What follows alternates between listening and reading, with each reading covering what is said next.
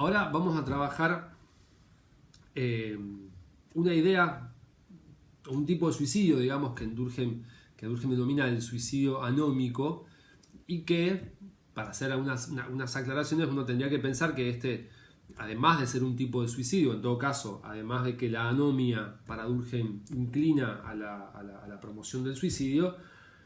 lo que uno tiene que entender es que este concepto, digamos, de anomia es central en la argumentación de Durkheim, independientemente del problema del suicidio, digamos. La anomia ocurre en la vida social, no en términos estructurales, sino sobre todo en términos sintomáticos o en términos patológicos, y permite, digamos, explicar una serie de fallas o de ausencias de un potencial de la sociedad, o en todo caso la ausencia de un potencial carácter regulatorio de la vida social, cuya justamente ausencia produce el incremento del suicidio. Esto quiere decir, si uno lee como se hace tradicionalmente, digamos, esta aclaración se hace más por tradición que porque esté fijada en el texto, pero cuando uno habla de anomia, uno tiende a pensar que el ascendiente etimológico de anomia como ausencia de normas, vieron que el prefijo a es sin y nomia de nomos, digamos, tiene que ver con las normas, que la anomia es la ausencia de normas. Y esto no es correcto pensarlo de ese modo, digamos, porque no hay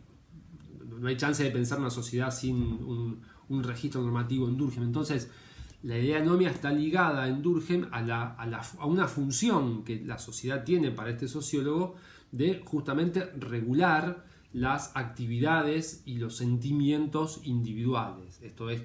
la sociedad, nosotros decíamos en el suicidio egoísta que la sociedad atrae hacia sí las funciones y los sentimientos individuales. Durkheim va a decir que no solamente es que los atrae, sino que además regula esos sentimientos, digamos. La sociedad es quien genera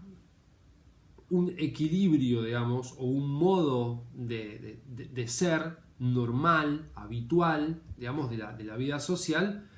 y que cuando la sociedad no puede generar ese orden que genera, o esa clasificación, digamos, o ese coeficiente de bienestar, tal cual lo mencionó Durkheim más adelante, cuando la sociedad está imposibilitada de fijar esta regulación, es que se produce la anomia. Ahora, el problema en Durkheim está en pensar cuándo hay anomia, en todo caso, o cuándo la sociedad pierde ese potencial, o esa capacidad, o esa función regulatoria que tiene la sociedad. ¿Cuándo se pierde? Digamos? Para Durkheim, en la primera instancia que él elabora, dice, bueno, está claro, digamos, que siempre que hay crisis económicas, digamos, esto trae como consecuencia el aumento del suicidio. Lo que él tiene que decir es, bueno, por ahí las crisis económicas de empobrecimiento pareciera más visible, digamos, que producen como consecuencia el aumento del suicidio, pero también el elemento curioso es que el aumento, o en todo caso las crisis de crecimiento, los cambios bruscos en virtud de un crecimiento económico, de crecimiento material o de evolución de la sociedad, también generan, digamos, de evolución económica de la sociedad, también generan aumento en la tasa de suicidio. Con lo cual, lo que él va a decir es que efectivamente las crisis producen aumento en la tasa de suicidios en virtud de que son crisis, y estas crisis implican una perturbación del orden colectivo, o implican una ruptura de un equilibrio, digamos, y que la ruptura de ese equilibrio justamente incentiva, dice Durkheim, a la muerte voluntaria, digamos, aunque de ese desequilibrio, digamos, resulta un bienestar mayor y un incremento, digamos, de la vitalidad general, siempre que se producen en el cuerpo social reorganizaciones, siempre el hombre se mata más fácilmente, digamos. Ahora, ¿cómo es posible? ¿Cómo puede ser, dice Durkheim, cómo puede alejarnos de la existencia lo que se considera una mejora? ¿Cómo la sociedad creciendo puede generar también negativamente un aumento en la tasa de suicidio? Una de las consideraciones que hace Durkheim previamente a explicar el problema de la anomia, lo que él entiende tiene que ver con una definición que en algún caso parece naif, digamos, parece algo ingenua, pero que se entiende que por el clima de época es una preocupación efectiva en las disciplinas sociales, en las teorías sociales, y también en las teorías económicas, y también en los desarrollos de algún tipo de filosofía, que tiene que ver con el problema de la felicidad. Cuando el hombre es feliz, digamos, que es una preocupación obvia en un sociólogo, digamos, del orden como es como es Durkheim. Durkheim entiende que el hombre es feliz, básicamente, cuando tiene los medios necesarios para cubrir sus necesidades. ¿Estamos de acuerdo? El hombre es feliz cuando los medios con los que cuentan son proporcionales a las metas que se fija como felicidad. Esto lo voy a decir una salvajada, pero es como un felicidómetro. En el felicidómetro, efectivamente, uno se puede establecer ciertas metas que van a hacer feliz al hombre cuando los medios que cuentan son proporcionales a las metas que se fijan. Y por eso no se fija ninguna meta. El problema acá es cómo fijar efectivamente cuál es la cantidad de bienestar, de confort o de lujo, digamos, que un hombre puede perseguir legítimamente, digamos, porque ahí no se puede dejar librado al hombre mismo, al individuo, digamos, porque no hay ni en la constitución subjetiva o psicológica del hombre, ni en la constitución orgánica, algo que le marque claramente cuál es el límite. Con lo cual, si el hombre queda librado a poner sus propios límites, lo que va a lograr efectivamente, lo que va a traer como consecuencia negativa es que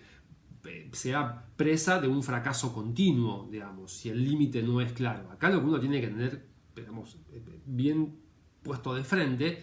es que lo que acompaña efectivamente esta idea de felicidad en Durkheim tiene que ver con que el hombre debe conocer claramente cuál es el límite que debe imponerse, y este límite va a estar, digamos, va a emerger no de su propia voluntad, sino justamente, dice Durkheim, de un poder exterior, de un poder moral que sea mayor a la constitución subjetiva, digamos, del hombre. Esto quiere decir, las pasiones en Durkheim deben ser limitadas. El hombre en sí mismo no puede limitar las pasiones, pero necesita efectivamente un limitante que sea tan fuerte, dice Durkheim. Hay un elemento que es muy interesante para pensar la analogía, dice Durkheim: las necesidades orgánicas tienen un límite que es el límite físico mismo. Esto quiere decir, si uno le gusta comer, el cuerpo en un momento marca un límite claro que uno no puede superar. Uno no puede comerse 4 kilos de dulce de leche, digamos, por más que a uno le guste muchísimo el dulce de leche. ¿Por qué no lo puede comer? Porque hay un momento en el cual el cuerpo dice hasta acá. Si yo sigo comiendo, digamos, probablemente me haga mal a la salud, digamos. Bueno, del mismo modo que el hombre reconoce un límite orgánico para un límite físico, digamos, para esas necesidades orgánicas, debe reconocer un límite moral para poder limitar esas pasiones, digamos, morales que están pensadas en términos de satisfacción y entonces felicidad, digamos. Esas limitaciones, ¿de dónde van a venir? ¿Cuál es el poder moral que tiene esa potencia limitante? La sociedad. No puede venir de otro lado que no sea la sociedad. Dice Durkheim, ese papel moderador tiene que venir del único poder moral que el hombre reconozca como poder legítimo. Ese poder moral que el hombre reconoce como poder legítimo es entonces la sociedad. Por supuesto, esto va cambiando con la historia, digamos. En la historia, en cada momento de la historia, hay en la conciencia moral una idea a veces más vaga, menos vaga, pero en relación a qué pueden demandar o qué pueden necesitar o a qué pueden aspirar algunas funciones sociales, digamos, o en todo caso el nivel de vida de cada... supongamos que la sociedad se organiza, no supongamos, la sociedad se organiza en jerarquías sociales. Cada jerarquía social tiene, digamos, en un momento de la historia más o menos claramente delimitado a los lugares a los cuales puede aspirar, digamos. Eso va cambiando con el tiempo, por supuesto. Si la sociedad crece económicamente, lo que se consideraba, dice Durkheim, un lujo previamente, hoy ya se considera un elemento más o menos alcanzable, digamos. Uno tiene que entender que acá lo que Durkheim está planteando es que las diferentes funciones sociales están jerarquizadas. Durkheim habla de la opinión pública, digamos, lo que implica que existe un orden que proviene de la sociedad y que orienta efectivamente cuál es, vamos a llamarlo de este modo, el coeficiente de bienestar al cual puede aspirar cada una de las jerarquías sociales, digamos. A ver, ese orden ese coeficiente de bienestar, esas jerarquías sociales y entonces cuál es el reconocimiento, por ejemplo, económico que se debe atribuir a esas jerarquías sociales, no es que está regulado jurídicamente, ¿no? Sino que emana de un poder moral, digamos, que es la sociedad. Y por supuesto, este coeficiente de bienestar va cambiando a lo largo del tiempo, digamos, va a crecer o va a disminuir según crezca o disminuya, dice Durkheim, la renta colectiva, digamos, y según los cambios que experimente cada sociedad. Entonces, bajo esta presión, digamos, cada uno percibe el extremo al que pueden llegar sus ambiciones y entonces no aspira a nada más. Entonces, si uno es respetuoso con las reglas y sobre todo cree en la legitimidad de las reglas que se imponen como limitantes, la sociedad funciona perfectamente bien. Entonces se marcan objetivos claros, digamos, se ponen términos a las pasiones y uno entiende que como ocupa el lugar que conviene, que corresponde en las jerarquías sociales y entonces tiene limitado claramente cuáles son sus aspiraciones, el hombre puede vivir feliz. Por supuesto, esta limitación es relativa siempre, digamos, y hace que los hombres en algún caso puedan contentarse con su suerte y también al mismo tiempo, digamos, Durkheim entiende que empuja a cierta mejora en la tarea. Ahora, esto va a funcionar, esta distribución de las jerarquías sociales y entonces la delimitación de este coeficiente de bienestar va a funcionar cuando el hombre crea que la distribución social y entonces el modo en el cual se reclutan las jerarquías es legítimo, digamos. Si el trabajador no está, dice Durkheim, en armonía con la situación social, si no está convencido, digamos, de que tiene lo que tiene que tener, se empiezan a producir algunos encontronazos. Ahora,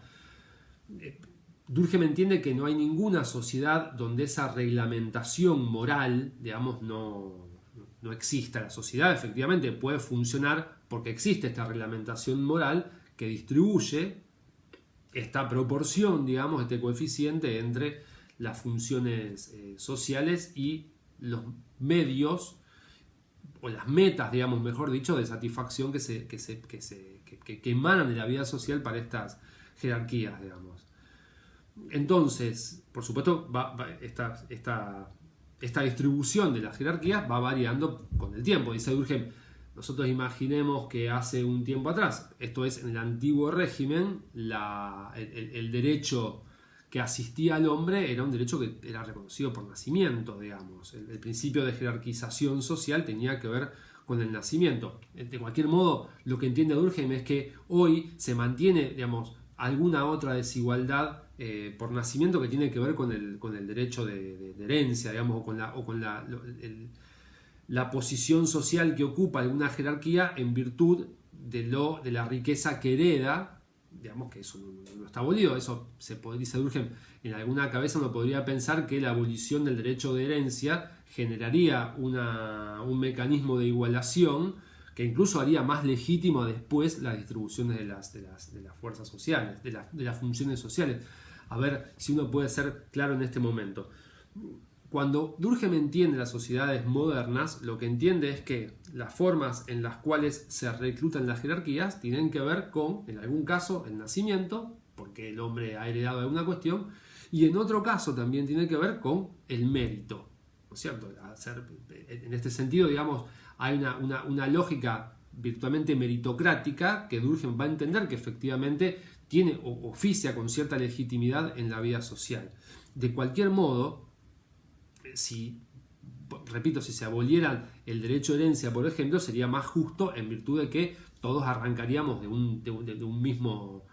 una misma línea de salida, digamos. De cualquier modo, dice Durkheim, y esta es una noción que uno tiene que entender, que en Durkheim puede ser problemática, digamos, también tiene que ver con un clima de época, y que él dice que, bueno, por ahí la situación de la herencia hay que considerarla como una situación de grado, digamos, porque como algunos heredan fortunas económicas, otros pueden heredar lo que Durkheim llama los talentos naturales. Esto quiere decir ciertas capacidades que están ligadas a la apreciación artística, a la ciencia,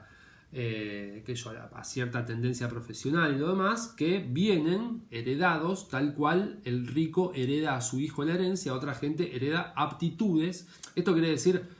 para ponerlo blanco sobre negro, que no nacemos todos iguales en términos de una igualdad biológica, digamos. Efectivamente, para Durkheim hay cierta herencia de talentos que son naturales, digamos, que ofician en el momento de la distribución de las jerarquías sociales. En todo caso, esta jerarquización funciona si los pueblos entienden que esa jerarquización es justa, digamos. Uno puede entender que haya ciertas jerarquías sociales cuando reconoce que el mecanismo de reclutamiento de esas jerarquías es justo, aun sea por una causal biológica o por un causal económico. Ahora, hay un momento en que este coeficiente de bienestar, hay un momento en el que esta distribución de las posibilidades de acceso a las metas de las jerarquías sociales entra como en una especie de marco difuso. Quiero decir, este orden que se genera socialmente en virtud de la distribución de las funciones sociales y de las aspiraciones de cada una de las jerarquías sociales se pierde en el momento en el cual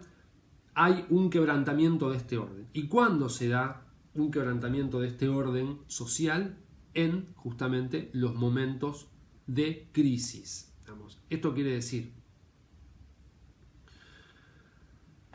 lo que el hombre tiene de característico, dice Durkheim, es que el freno al que está sometido no es físico, por supuesto, sino moral, sino es social. Entonces dice Durkheim, si la sociedad se ve perturbada por transformaciones que son demasiado súbitas, no importa el motivo, digamos, sea por enriquecimiento o por empobrecimiento, en ese momento la sociedad es incapaz, transitoriamente, digamos, pero es incapaz, dice Durkheim, de ejercer la acción reguladora, o en todo caso la acción limitante a las pasiones individuales, digamos, necesaria justamente para mantener ese equilibrio social. Dice Durkheim, en los momentos de desastre económico se produce, por ejemplo, digamos, una desclasificación de las clases, digamos, de las jerarquías sociales que están más arriba en la pirámide social, en la cual no pueden satisfacer necesidades en virtud de su empobrecimiento. Esto quiere decir, esas clases elevadas que han tenido posibilidad de satisfacer necesidades acorde, digamos, a su jerarquía social, ahora se ven limitados en virtud de un empobrecimiento general, digamos. Un empobrecimiento en lo singular, pero en virtud de una crisis económica, digamos. Del mismo modo, sucede lo mismo cuando hay una crisis, o en todo caso un cambio brusco en relación a un enriquecimiento desmedido de las sociedades, digamos. Esto quiere decir una crisis, el fenómeno que se llama en sociología desclasamiento, en el cual las clases que están acostumbradas a consumir ciertas cuestiones ya no lo pueden hacer en virtud de algún elemento de empobrecimiento. Es entendible, digamos, dice Durkheim, porque esto sucede efectivamente, pero también ocurre al revés. Cuando la crisis es de enriquecimiento, digamos que la renta colectiva sube, también se desdibuja este mecanismo regulatorio, digamos. Dice, hasta que las fuerzas sociales libradas no vuelvan a encontrar su equilibrio, el valor, o en todo caso la pirámide o la jerarquía o el coeficiente de bienestar se vuelve completamente difuso, digamos. Toda reglamentación que aparezca en un momento de crisis se vuelve ineficaz. ¿Entienden cómo funciona el cambio? Lo que Durkheim está pensando es que las sociedades que viven con cierta armonía, en el cual hay una distribución de jerarquías y entonces cada jerarquía tiene ciertas aspiraciones que son correlativas a a los medios con los que cuentan, eso funciona siempre y cuando el límite sea claro. Ese límite viene de la sociedad. Ya. Ahora, cuando hay un fenómeno de crisis, ese límite para abajo o para arriba se vuelve difuso, transitoriamente, pero se vuelve difuso. Esto quiere decir, el hombre no sabe hasta dónde puede aspirar en una crisis de enriquecimiento, porque el límite no aparece claro, y tampoco en una crisis de empobrecimiento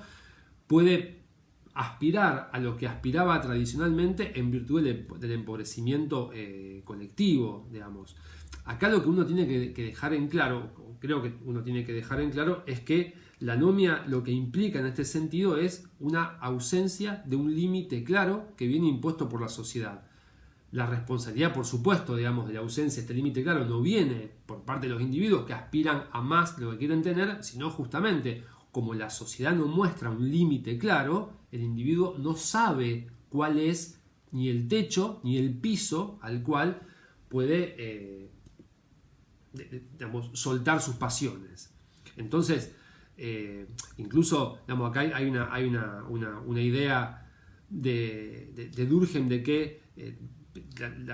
hay cierta inmunidad, digamos, de los países pobres en virtud de que la pobreza,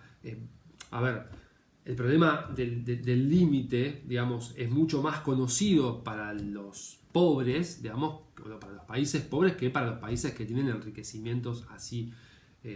ilimitados. Esto quiere decir, la pobreza como que acostumbra a que uno pierda o a que limite naturalmente prácticamente las pasiones, mientras que en los países que tienen un crecimiento económico un poco más frecuente, digamos, un poco más álgido, es más doloroso, digamos, o más visible en todo caso esta ausencia de regulación, digamos. Hay también en Durkheim dos esferas en donde la anomia, a diferencia de lo que venía explicando previamente, que se produce momentáneamente, digamos, o en una fracción de tiempo que tiene que ver justamente con esos cambios bruscos o esa pérdida del equilibrio social o esa conmoción donde se produce esta anomia, esto es, esta ausencia de funcionamiento regulatorio de la vida individual por parte de la sociedad. Entonces es un fenómeno esporádico. Dice Durkheim que hay dos esferas que vamos a trabajar en este apartado que queda del texto, donde esta anomia se da de modo crónico. Estas dos esferas tienen que ver con la anomia crónica en la esfera de la industria y del comercio y la anomia crónica en la esfera de la vida conyugal. En el primer caso, cuando él trabaja la idea de la anomia en la esfera de la industria y del comercio, lo que hace referencia, digamos, pensemos siempre que el problema, digamos, es la ausencia de un límite claro, digamos, o de alguna reglamentación clara que emane de un poder moral o incluso de un elemento reglamentario. Lo que él piensa es que en la industria, en la vida de la industria del comercio, en el último siglo, ustedes piensen que este texto está escrito sobre el final del siglo XIX, con lo cual la referencia que él hace es al proceso que se vive en Europa en el siglo XIX, donde el crecimiento industrial no tiene parangón, digamos, se da por única vez, si uno quiere, en la historia ese crecimiento inesperado, digamos, a partir de los procesos que ya hemos trabajado, como son la revolución industrial, digamos, como es el nuevo orden jurídico y sobre todo el nuevo orden económico. Él dice que en ese último siglo el progreso económico lo que consistió básicamente es eximir a las relaciones industriales de toda reglamentación, digamos. Esto quiere decir, hay una ausencia efectivamente de cualquier poder moral, como podía ser la religión en su momento, digamos, o cualquier otro poder, que ha dejado librado a la vida industrial a su propia suerte, digamos. En tal caso, digamos, lo que Durkheim argumenta es que la industria ha dejado de ser un fin, digamos, en sí mismo, digamos, en todo caso, ha dejado de tener esa finalidad de crecimiento ligado a un progreso colectivo para quedar ligado a su propio destino, digamos, a su propio fin, digamos. La industrialización aparece como una especie de fin supremo entre los hombres y entre las sociedades en general, digamos, y esos apetitos se han desatado, dice Durkheim, sin que lo frene ninguna autoridad. En todo caso, lo que Durkheim está pensando acá es que en las sociedades donde opera lo que Durkheim llama una sana disciplina, hay un elemento preventivo que implica que los fracasos se puedan vivir, los golpes, digamos, que asesta la propia vida, puedan vivirse de un modo menos nocivo, y que en las sociedades industriales donde este horizonte se ha perdido completamente, este horizonte regulatorio, se ha perdido completamente, las consecuencias de esto claramente van a ser una tendencia a que en estas esferas, digamos, el suicidio sea más profuso, digamos, porque justamente se ha perdido el elemento, el modo en el cual la sociedad reglamenta esa vida individual. Ahora, piensen que esto es un análisis sociológico de un proceso de crecimiento económico desmedido que efectivamente, a la ausencia de un límite claro, esto tiene consecuencias, por supuesto, en la vida social, sobre todo en estos ámbitos que están ligados a la industria del comercio, que sobre todo en los países muy desarrollados, como el caso europeo, digamos, las consecuencias son mucho más drásticas que en otras latitudes, digamos, lo que decíamos previamente en los países que no tienen ese desarrollo industrial descomunal y desorganizado, digamos. Desorganizado en el término de la ausencia de un límite claro. Y la otra esfera es el ámbito de la vida conyugal, donde Durkheim entra a reflexionar, digamos, a hacer un análisis sociológico que está orientado efectivamente por una curiosidad estadística, si uno quiere. Cuando antes hablábamos del suicidio anómico en un principio y decíamos que él puede ver plasmado en la estadística que la tasa de suicidios en los protestantes es mayor comparativamente a la tasa de suicidios en las personas que profesan la religión católica, lo que él entiende, digamos, que el núcleo que debe analizar, digamos, es justamente la función social de la religión o de la pertenencia a la comunidad religiosa. Entonces acá lo que él está pensando es que si el suicidio se da, digo, la estadística le permite a él pensar, ver plasmado, digamos, objetivamente, que la tasa de suicidios es mayor, dice Durkheim, en los divorciados, 4 o 5 veces más alta la tasa es mayor en los divorciados que en los casados o en los viudos. Entonces, lo que ahí él entiende que tiene que trabajar como eje analítico, digamos, o como objeto, es justamente la función social del matrimonio. Esto quiere decir, no de la familia, porque si fuese, el problema sería la digresión de la vida familiar. Ahí el efecto sobre los miembros que componen la familia, esto es esposo y esposa, sería similar, mientras lo que él tiene como dato estadístico es que en los divorciados hombres, en los esposos, digamos, en los hombres divorciados, la tasa de suicidio es mucho mayor a las mujeres divorciadas. Con lo cual, lo que él tiene que pensar ahí, lo que entiende es, lo que hace es una reflexión sobre la naturaleza del matrimonio y una pregunta acerca de cuál es la función del matrimonio y cómo esta función del matrimonio tiene efectos sobre la vida de los hombres y sobre la vida de las mujeres, en particular las mujeres divorciadas y de los hombres divorciados. Dice Durkheim, digamos, que el matrimonio es una reglamentación de las relaciones entre los sexos, que no solamente queda extendida, digamos, a los instintos físicos, sino que también reglamenta, digamos, todos los sentimientos de toda clase que la civilización le fue sumando, digamos, a ese. En todo caso, si el matrimonio tuvo un origen, digamos, de una satisfacción del deseo genésico, ahora ya se han injertado, digamos, otro montón de elementos que lo convierten en un objeto, en un elemento mucho más amplio, digamos, que la mera satisfacción de esos instintos, digamos. Entonces, dice Durkheim, el matrimonio lo que hace es regular la vida pasional, digamos, y sobre todo el matrimonio monogámico más que cualquier otro, digamos. Porque, a ver, ¿cuál es el efecto que Durkheim entiende que el matrimonio le provee al hombre? Para Durkheim, el matrimonio en el hombre lo que hace es fijarle, digamos, vamos a decirlo de este modo, una disciplina o un límite cuya omisión, si el hombre no estuviese casado, por eso habla de la vida vulgar del soltero, no existiría. Esto quiere decir, el hombre que es complejo en su naturaleza, digamos, ve en el matrimonio o encuentra en el matrimonio esto que decíamos previamente como una especie de sana disciplina, digamos, porque le asigna la necesidad de amar, dice, a un objeto definido, y entonces eso cierra el horizonte en el hombre, digamos. Dice Durkheim que si el hombre faltara, digamos, al matrimonio,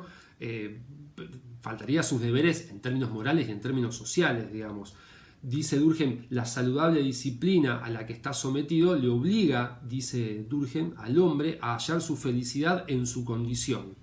Y por eso el matrimonio le proporciona al hombre los medios para hacerlo, digamos. Con lo cual, va a decir Durkheim que donde el matrimonio tiene, donde los países, digamos, o las sociedades donde el divorcio está establecido, implica un debilitamiento justamente de la reglamentación matrimonial. Esto quiere decir, en las sociedades donde el matrimonio es más débil, si uno quiere, como unión conyugal, porque existe la ley de divorcio, o en todo caso porque el trámite del divorcio es un trámite mucho más accesible que en países que no tienen ley de divorcio, que el matrimonio está orientado o tienen un mecanismo de cohesión más fuerte, entonces es más eficaz en esas sociedades donde el matrimonio es más fuerte que en las sociedades que aceptan el divorcio como una práctica casi habitual. Entonces, el divorcio, dice, afecta al hombre y no a la esposa, porque, esta es una observación que hace Durkheim, las necesidades sexuales de una mujer tienen un carácter, esa es una observación de Durkheim, digamos, muy particular, dice, es que la mujer tiene, las necesidades en la mujer tienen un carácter menos intelectual porque su vida psíquica, dice Durkheim, está menos desarrollada. Esto quiere decir, cuando uno lee una aseveración de este orden en Durkheim, tiene que entender, porque digo, en clave del siglo XXI, una aseveración de este orden, de que la mujer tiene la vida psíquica menos desarrollada que el hombre, entraría, digamos, en un entramado de críticas posibles que para el siglo XIX, en el momento en el cual el clima de época lo lleva a Durkheim a pensar cuestiones de este orden, parece legítimo pensarlo. Digo, nosotros no podríamos en el siglo XXI aseverar una cuestión semejante a esta, digamos, porque Durkheim entiende que la mujer, dice, tiene una relación más inmediata con las exigencias del organismo que satisfacen pero no sobrepasan, de modo que cuentan con un freno eficaz, digamos. Dice Durkheim, la mujer es un ser más instintivo que el hombre y para encontrar la calma y la paz solo tiene que seguir sus instintos. Y dice también, no precisa la mujer una reglamentación social tan estrecha como la del matrimonio, sobre todo la del matrimonio monogámico, digamos. Entonces, para Durkheim, la mujer, digamos, en la mujer la monogamia es una obligación estricta que no tiene atenuantes de ninguna especie. Y por otro lado, el matrimonio no limita en la misma medida sus deseos, que para Durkheim los deseos en la mujer están,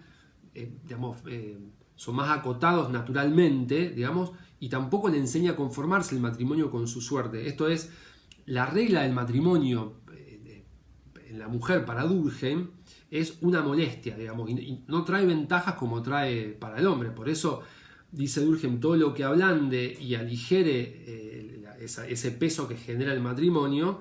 va a mejorar la situación de la esposa, digamos. Por eso dice Durkheim que es la razón por la cual el divorcio la protege a la mujer y por eso la mujer accede de buen grado al divorcio. Esto, entiendan, hay que entenderlo, digo, que como una deducción que Durkheim hace a partir de que tiene enfrente estas estadísticas que muestran que la mujer divorciada tiene es mayor la preservación que le produce el divorcio respecto al suicidio, porque justamente lo que tiene de limitante el matrimonio opera en una subjetividad particular que es la subjetividad del hombre, digamos. Al ser más complejo tiene otra lectura, pero entendamos que es una lectura de época, digamos. Durkheim lo que concluye es que si la monogamia supone un sacrificio de los instintos polígamos del hombre para realzar y mejorar la condición de la mujer en el matrimonio, en realidad, dice Durkheim, la libertad a la que el hombre renuncia solo es para él una fuente de tormentos. Esto es, la libertad en el hombre soltero, digamos, es una libertad atormentada, está alejada de esa sana disciplina. Y la mujer, dice Durkheim, no tenía los mismos motivos para perder su libertad, y de ahí que podamos decir que al someterse a la misma regla, al matrimonio, ella es la que se ha sacrificado. Con lo cual, cuando uno entiende que estas esferas de la vida del comercio y la industria y conyugal son esferas donde la anomia es crónica, esto quiere decir que no va, ni el comercio en el momento que Durkheim está analizando va a entrar en una nueva normalidad o va a llegar a una nueva normalidad, porque por defecto, digamos, la anomia es constitutiva de las prácticas de esa esfera, y lo mismo en la esfera del matrimonio, digamos. No hay reglamentación posible que pueda ser permeable a la vida conyugal que haga cambiar efectivamente estas predisposiciones, o en todo caso estas preservaciones que el matrimonio hace respecto del suicidio. Bueno, espero que haya servido estas cuestiones que hablamos sobre Durkheim. Tenemos las clases de consulta semanales para que ustedes puedan aclarar algunas cuestiones de las que yo no he podido ser claro, y ojalá que nos encontremos eventualmente en vivo y en directo para poder trabajar lo que nos queda aquí en adelante.